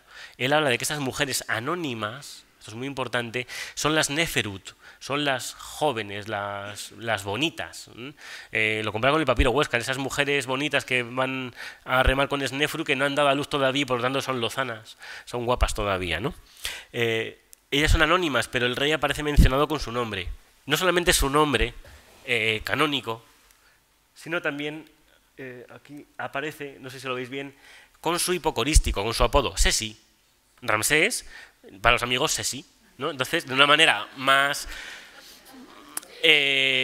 íntima, no le llaman Uesetmar Rasetepenra Ramsés Gekayuno, no, Sesi. Y además, bueno, en español suena de cierta manera, ¿no? Bueno, en ese entorno íntimo, que ya un poco más en serio, aparece favorecido por esa presencia de guirnaldas, las granadas, las flores. Pensemos que eso también evoca olores, la sombra. En el papiro Huéscar se ponen en un cenador los amantes, ¿no? A la sombra, ¿no? Cerca del agua, donde dice también el propio papiro Huéscar, que es muy aclarado, muy claro en este sentido, que comen y beben y juegan. Aquí ahí se juega. En el papiro Huéscar no juegan, juegan a otras cosas. Hay caricias, hay intimidad, hay elementos de lujo, que eso también es muy importante, no solo las joyas, ¿no? Igualmente aquí aparece continuamente esas cosas dulces, ricas, ese placer, esa animación a la excitación. No es tan claro como las escenas oeste del templo de Osiris, no toca, porque lo que se busca es la excitación, no la consumación como tal. De eso se ocupa el rey, hay que excitarlo, ¿no? Y esto forma parte, claro, de un templo funerario, lógicamente. No es que esas escenas que tengan que ver con algo más pintoresco para las habitaciones privadas del rey, no. Estamos en un templo, esos están jeroglíficos, labrado en piedra. Y está dentro de un templo. En mi opinión no es casualidad. También tenemos como novedades la presencia de elementos, de composiciones que en principio son propiamente funerarias, claro, en templos que tienen muy claramente esa denotación, ese significado funerario.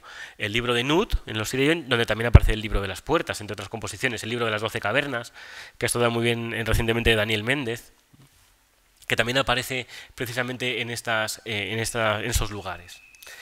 Techos astronómicos también. Esto José Lul lo sabe mucho mejor que yo. Yo soy no solo de letras puras, sino completamente inútil, miope para mirar hacia arriba. Pero no solamente aparecen en el Ramesseum, también cuando copia en parte Ramsés III, el Ramesseum también copia los techos astronómicos, ¿no? Quizá para introducir esta dinámica del tiempo, ¿no? Pero es un elemento también interesante en la sala hipóstila del Ramesseum, que siempre miramos a los colosos y otras cosas y no, es cierto que se ve muy mal, está muy sucio, pero si os fijáis se pueden ver cosas muy interesantes. También quiero destacar en la parte del aparato logoicónico algo que suele pasar un poco de lado, que es la labor de, yo lo he llamado restauraciones, usurpaciones y acarreos. Es un poco cosas distintas. Los Ramésidas, sobre todo los primeros Ramésidas, Seti I en particular, si no recuerdo mal, su nombre de Horus es Wehen Mesut, ¿no?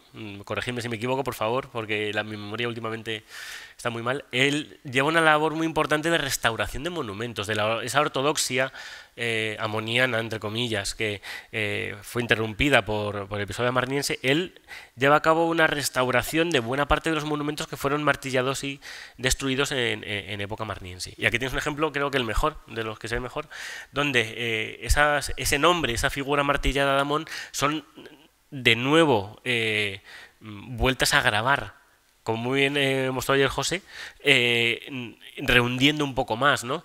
Pensemos que esto está en un obelisco, que está en lo más alto. Se monta un andamiaje o lo que sea necesario para restablecer esto. Es una labor muy importante. No solamente nuevo relieve, sino restaurar lo antiguo, renovarlo, recrearlo literalmente. Hay que recrear. Y en ese sentido de recreación y de revisión, también hay que entender un poco lo que hace Ramsés III a partir del año 15, que empieza a hacer una revisión de todos los santuarios. Y tenemos testimonio de estas revisiones. Va de sur a norte y tenemos algunos textos que nos hablan de esta revisión de los templos puesta en orden, en valor, después de quizá de esos momentos turbulentos, ¿no? Del paso de la 19 a la 20, donde en el tercer pilono, fijaos que bien se diferencia de los textos de la dinastía XVIII, ¿verdad? Ese carácter diferente, distinto, ¿no? Pero no solamente eso, también en Jebel Silsila, donde además aparece un damnatio, posiblemente de Palliri, de uno de los que intervienen en el asesinato de Ramsés III. Bueno, le hicieron una inscripción y luego lo borraron, aunque fuera en hierático, fijaos, cómo tuvo que ser esa persecución, ¿no? Y el ático no se inserta en la realidad tan fuertemente como el jeroglífico. Son muy importantes en este momento también, eso lo que ya comentó ayer José, no insistí mucho más en eso, las damnaciones, el borrado de nombres, la destrucción de los mismos, ¿no? Sobre todo en esos momentos de problemas políticos. Igualmente, también son muy importantes los acarreos, que esto aparece un poco desdibujado. Bloques que se desmontan, se habló ayer de los talatat, para usarlo como relleno de cimientos, torres de pilonos, por ejemplo, algunos de los cuales han permitido que se conserven muy bien. Se habló de los talatat, pero también tenemos los relieves de Amenhotep III en Comelgetán, que funcionando como cimientos del templo de Merneptah se han conservado muy bien. Fijaos los colores que tienen todavía, por ejemplo, ¿no? Igualmente, sobre todo el principal acarreo se lleva con estatuas. Estatuas que son llevadas sobre todo de Amenhotep III, que tenía un templo que tenía que ser increíble. El programa estatuario de ese templo, porque sirvió para surtir templos en la orilla este, en la orilla oeste, durante varios reinados. Bueno, aquí tenéis los de Merneptah, que se lleva unos cuantos, los tiene muy cerquita, es cierto, pero también tenemos las Sekhmet, que están en el templo de Mut en el Isheru, en la otra orilla. Y que aún así sirvió para nutrir a otros muchos más, ¿no? Y los que están en museos por todo el mundo. Todos parece, de Amenhotep III en Comelgetán. Igualmente, Ramsés III en Medinet Habu toma muchos, usurpa muchos. Y esa usurpación no solamente es cambiar el nombre, a veces es incluso retallar, volver a hacer propio y definible. Esta estatua de Amenhotep III que usurpa Ramsés II es retallada, pero por elementos como el canon de proporciones se ha podido establecer que es de Amenhotep III. O los de colosos ya más antiguos todavía, de Senuseret I, que usurpa Ramsés II. Hay gente que incluso dice que son del reino antiguo. Bueno, o sea, son reusurpados otra vez, ¿no? Bueno. Se habló también de las de Amenmese con Seti II. Es una labor habitual, pero también hay gente que destaca no solamente ese aspecto de tomar, apropiarse de algo, sino también de revitalizarlo. Se vuelve a grabar. Las estatuas en Egipcio antiguo, cuando son esculpidas, se dice que nacen. Son hechas y nacen. Por eso hay que iniciar los artesanos. Son los iniciados, ¿no? En ese sentido, es muy interesante que en el papiro Harris, Ramsés III diga que ha fundado, digo literalmente, 2.756 estatuas. Muchas estatuas, ¿no? Yo sospecho, es opinión personal, que muchas hizo él y otras muchas rehizo. Volvieron a nacer con él, ¿no? Cuentan como usurpaciones posiblemente. A lo mejor encontramos una cassette gigante en el norte con muchísimas estatuas, ¿no? Pero bueno, como hipótesis de trabajo... igualmente ahora se vuelve al canon anterior al episodio marniense, pero se introducen novedades iconográficas, que a veces parecen un poco desdibujadas. Por ejemplo, algo muy interesante es que cambia el traje de la fiesta Set. Ya no... Si os fijáis, salvo en alguna representación un poco arcaizante como las de Bubastis, la de Osorcón, no vuelve a aparecer el rey vestido con el traje de la fiesta Set en estatuas, por lo menos, ¿verdad? Si os fijáis y pensáis... No vais a encontrar ejemplos, porque ahora el traje de la fiesta Set es este, o uno muy parecido a este, con algunas variantes. Empieza a cambiar, es un traje más plisado. Igualmente, asistimos a la conformación de estilos algo más provincianos. Con esta política tan constructiva, tan acentuada, vemos cómo a veces...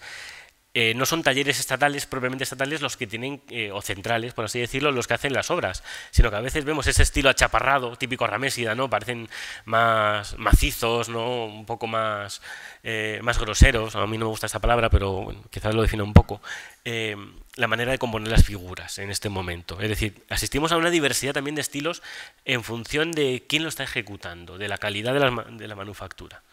En la dinastía 20 más o menos se mantiene el mismo estilo, no voy a hablar mucho más de esto, pero sí quiero destacar también no solamente que se producen muchas estatuas, muchas de pequeño tamaño, para que funcione litúrgicamente no que tiene que ser algo muy grande, muchas veces, pues algo muy pequeñito, sino también el aspecto que llama mucha atención, que es el colosalismo.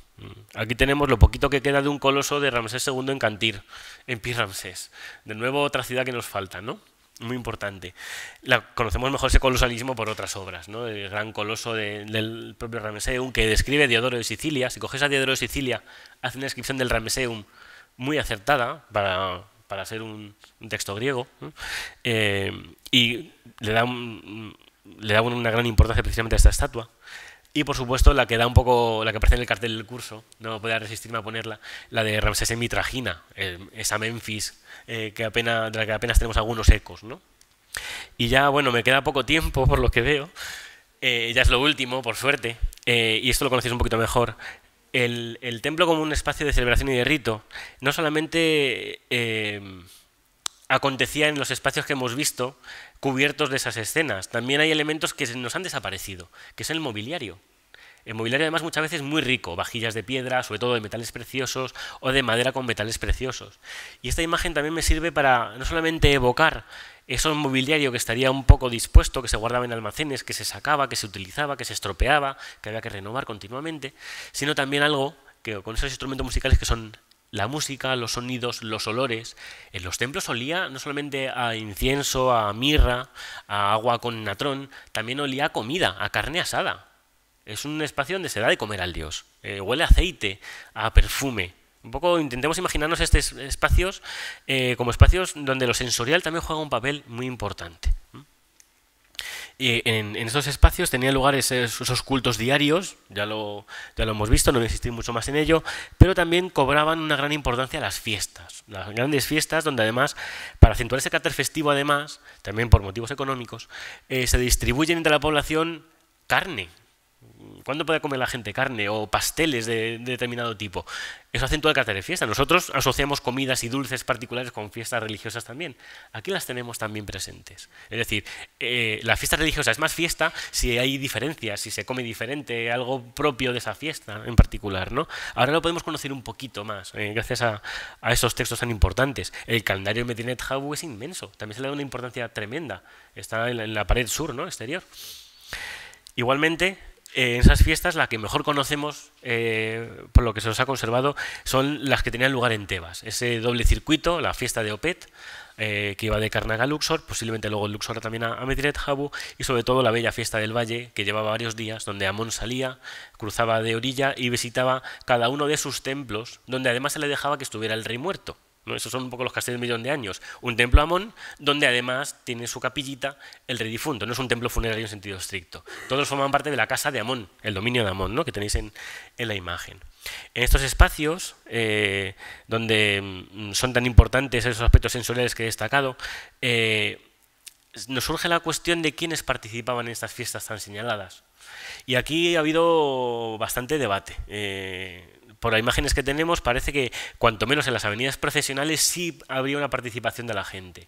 Pero en el templo, ¿qué pasaba en el templo? Aquí tienes una reconstrucción y darle un poco de gente dentro. Bueno, esta imagen es real. Cuando tenemos las imágenes canónicas en los templos aparecen los sacerdotes solamente.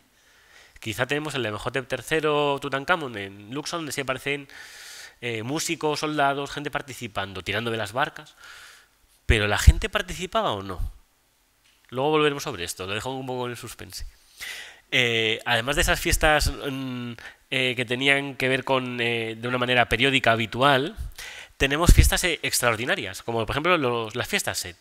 Con Ramsés III conocemos, si no recuerdo mal, 13 de ellos, bueno, más de una decena seguro. Y también tenemos algún caso que es el de Ramsés III, donde además tenemos, en el caso de la tumba de Setou en el Cap, tenemos el detalle de que el propio Setou participa en la programación y la preparación, llevando la barca de Nejbet a Memphis para esa celebración. Es decir, posiblemente la fiesta Set tuvo lugar también en un entorno propiamente litúrgico construido. Y aquí tenéis esa barca de Nejbet, con esa doble proa, y el propio Setou llevándola a la diosa en su capilla, y en el texto que nos recuerda un poco ese episodio tan notable de su vida, ¿no? Es decir, también es importante tener en cuenta este tipo de fiestas que involucraban a todo el país, conllevaban una tremenda inversión de recursos e involucraban a muchísima gente. Y esto todo por una fiesta religiosa, también que tiene que ver con la realeza, por supuesto. Bueno, ¿qué pasaba con esas fiestas, no? Te admitían gente, ¿no? Aquí tenemos esa otra reconstrucción del mismo autor, de Goldin, donde aparece gente entrando por puertas que no son la puerta principal. Y esa es una novedad interesante del templo de Luxor en particular. Tenemos accesos distintos, comunicados con el Nilo, y otro que da a la ciudad, en el lado opuesto, en la parte de arriba. ¿Participaba la gente, cuanto menos, de parte de estos rituales? Pues parece ser que sí. En esos espacios primeros, los más cercanos al exterior, se han conservado imágenes, textos, que representan a los regit, al pueblo llano. Ya sea de una manera propiamente jeroglífica, más habitual, ¿no? El ave fría, adorando, ya sea un hombre con cabeza de ave fría o un hombre con alas y por así decirlo, kiki, si queréis verlo así, del ave fría, fijaos si lo comparáis, que representa a ese regit adorando. Hay gente que piensa que los lugares marcados con estas señales son lugares de acceso permitido en ciertas ocasiones del año para participar de estas fiestas. Es decir, el grado de involucramiento que ahora tiene el pueblo llano en las fiestas es notablemente mayor que antes. Y esto sí es una novedad importante. En ese sentido también hay santuarios que parece que tienen una iniciativa mixta entre el rey y la población, el de Meretseger. Parece que es una iniciativa más particular, esas capillas rupestres, pero en ellas encontramos estelas de reyes también. Igualmente, tenemos un templo localizado en el eje opuesto de Karnak, dedicado precisamente para que la gente pueda acercarse a Amón. Amón, literalmente, el que escucha las plegarias. Es decir, tenemos un esfuerzo también por parte de los reyes de responder quizá a una necesidad de parte por lo menos de la población, de acercarse a la divinidad, de participar de ellos, de contemplarlos incluso. Aquí tenéis algunas imágenes de esos espacios. Quizá no todo el mundo tuviera acceso a la parte íntima de este santuario, pero sí es un lugar, un contratemplo donde se pueden acercar y pedir por sí mismos, ¿no? Donde tenemos esos elementos que ya hemos visto, Sasiposti, las imágenes del rey como pilares y demás. Y este me parece muy interesante. En Medinet Habu, en la puerta de entrada, tenemos un relieve enorme de grandes dimensiones, donde además, de manera muy interesante, aparece la cabeza del dios Ptah destacada, un relieve muy realzado, con ojos incrustados, que eso en el reino antiguo cuanto menos sirve para destacar algunas figuras en ciertas escenas emblemáticas. Pues bien, aquí tenemos esos elementos que lo destacan del resto y además, lo más importante, lo he destacado en rojo, una serie de agujeros para colocar un bastidor de madera, posiblemente para tapar esa imagen. ¿Qué es lo interesante? Que esa imagen estaba tapada durante quizá un tiempo determinado, pero si está tapada es para que se destape después, posiblemente. Dado que, como dice el texto, aquí tenemos una advocación menfita del dios en Tebas, un dios muy popular ahora, Ptah, que es el que escucha la plegaria. Posiblemente tengamos una especie de santuario para la gente en la puerta misma del templo. No puede entrar quizá más allá, pero sí pueden llegar hasta aquí y pedir a Ptah. Ya hemos visto que Neferabu le establece una estela a Ptah. Es un dios muy importante en este momento, al que dirigir la piedad, ¿no? En ese sentido, parece muy importante en estos momentos el deseo de contemplar el rostro del dios, el mirarlo. Y yo, este tratamiento del rostro de Ptah no deja de recordarme esta fraseología que aparece en muchos textos ahora, ¿no? Aquí lo tenéis. Contemplar tu hermosura, rendir alabanzas a tu hermoso rostro, al dios, ¿no? Y aquí tienes al propio Neferabu, donde habla de que quiere ver a Amón, que viendo mis ojos a Amón durante todo el transcurso de cada día. Es decir, la importancia de ver y participar del dios. En ese sentido, ahora contamos con muchos más exvotos que muestran a gente interactuando con figuras de Ptah también. Aquí tenemos exvotos de Cantir, donde quizá fijaos que eso es interesante, en un entorno hipóstilo, quizá un pórtico, no lo sabemos. Igualmente, gracias a estas estelas hemos podido reconstruir ese culto de los templos de Cantir que conocemos tan mal, porque están prácticamente arrasados. Se ha podido hacer una reconstrucción un poco topográfica y a partir de ahí incluso reconstrucciones más ideales de lo que tuvo que haber sido Pi-Ramsés, Cantir, pero sobre todo nos permiten ver un poco formas de esa piedad, que de manera más característica, quizá esto lo conozcáis mejor, toma forma sobre todo de estelas y algunos exvotos que muestran esas orejas, esa búsqueda de escuchar, de la escucha de la plegaria. Antes es el rey el que en las estatuas de Senuseret III tiene las orejas más grandes porque escucha a la gente. Ahora ese papel se desplaza hacia el rey, hacia el dios, perdón, que es el que escucha y atiende, porque lo tienes en tu corazón, con el que estableces tu comunicación directa. En ese sentido, es muy importante también el culto a las estatuas del rey, que habló Juan Carlos. Aquí tenemos la contrapartida iconográfica, ¿no?, de lo que él estuvo comentando. Ya tiene sus antecedentes en el Reino Nuevo, en la dinastía XVIII, con Amenhotep III sobre todo, pero ya hay algunos elementos antes. Pero ahora aparece de una manera mucho más clara, ese lealismo, ¿no?, hacia los reyes. Son además espacios, esas estatuas del rey, donde incluso se premia a la gente.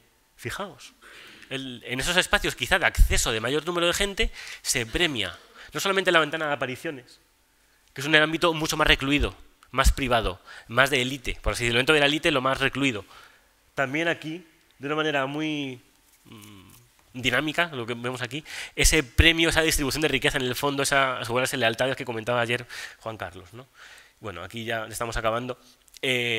Algunos ejemplos de ese lealismo en forma de estelas dedicadas al culto del rey.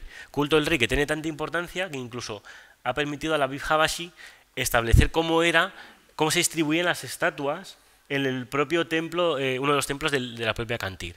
Es decir, son lugares donde la gente va en el exterior, eso es importante, o en la puerta, o casi en la puerta, a rendir culto, en este caso al rey quizá como intermediario, no a su propia figura. Esto es muy importante.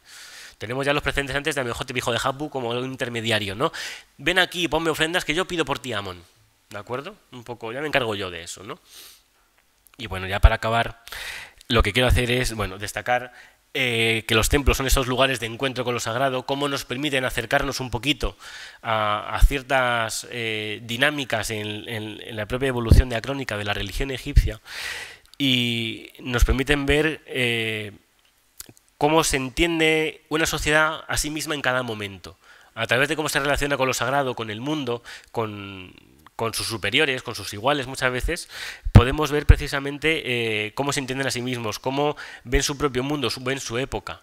Aquí en el templo hemos visto cómo en aspectos estilísticos, espaciales, de composiciones, los templos nos permiten acercarnos un poquito, no al corazón, es muy difícil, pero por lo menos hacer una radiografía que no nos muestra todos los detalles, pero sí nos permite hacernos una idea de la anatomía, lo que está detrás de estas gentes. Esos templos que a veces, de los que nos acercamos, pero en realidad solo estamos viendo una parte, solo la fachada, ¿no?, a la que se encaminan los hijos de Ramsés, y que, bueno, yo también he destacado los cambios, pero quiero destacar también las continuidades.